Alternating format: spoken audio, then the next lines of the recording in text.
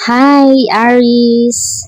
Tingnan natin kung ano ang paparating sa inyo this April 16 to 30. Tingnan natin ang inyong overall energy.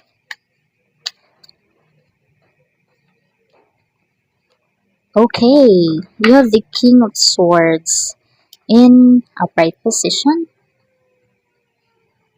Okay, I see someone who is very rational in terms of thinking about decision, whether it's in love life or in your professional work.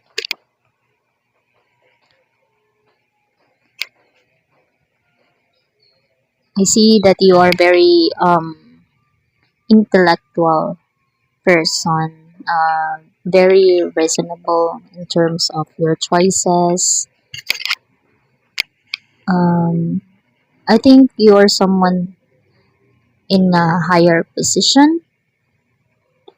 Maybe you're working in a government with a higher position. I also feel that you have this power to lead.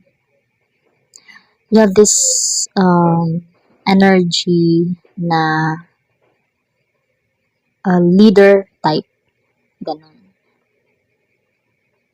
I also feel that you are very strategic when it comes to planning, maybe in your future, in your career, whether it is in a relationship o your friends and family, yung mga desisyon nyo sa buhay, pinag-iisipan nyo ng matagal.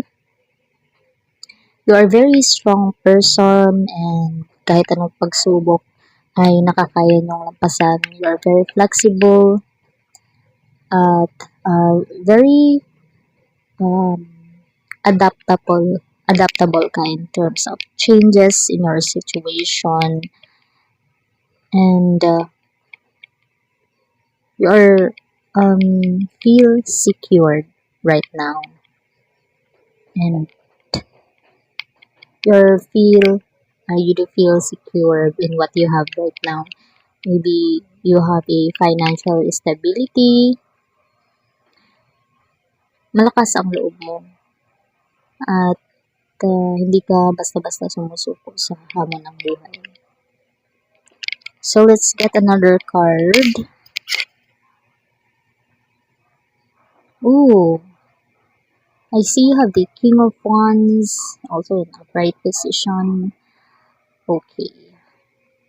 Very charismatic ka din pagdating sa mga tao sa paligid mo. Kaya siguro those people around you adores you for being such a good leader. Lahat sila nagtitiwala sa kakayahan mo to lead them, to influence them. Maybe you're also a digital creator and you have a lot of followers. Very passionate ka na when it comes to your work. Very dedicated. Talaga kung ano yung gusto mo, yun yung ginagawa nyo.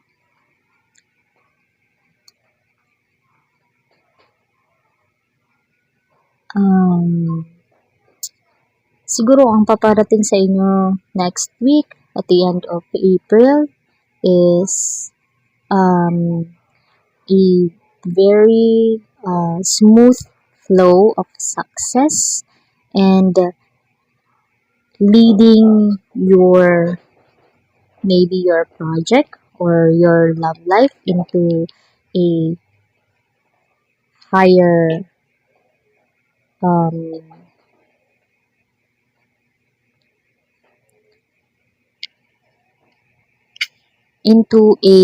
higher position or sa mataas na to step forward, bringing your relationship into something mas higher pa, or bringing your life into something that you are very proud of, and those people around you that are very proud of you. Okay, let's get a Mystic Forest Oracle cards to guide you on um, this journey. Angel, what's your guidance for Aries this April 16 to 30, 2025? Soul Awakening. Okay, you are quite irresistible when your mind and heart pulse in the same rhythm. Why spend your days fighting yourself? You have better things to do. Okay, I see someone na you are fighting yourself. Maybe you have this inner self na maybe you have these doubts, small doubts in yourself that you make to um ano, keep thinking about those things na baka mali yung decision nyo or ganyan. Maybe you are afraid to get bashed or um, you're afraid to mapagsabihan because you are someone na um, leader type. So you have this soul awakening card. Maybe the universe is telling you that you are you can do better things with yourself kapag yung isipan nyo at yung puso nyo isa yung dinidikta. And you have to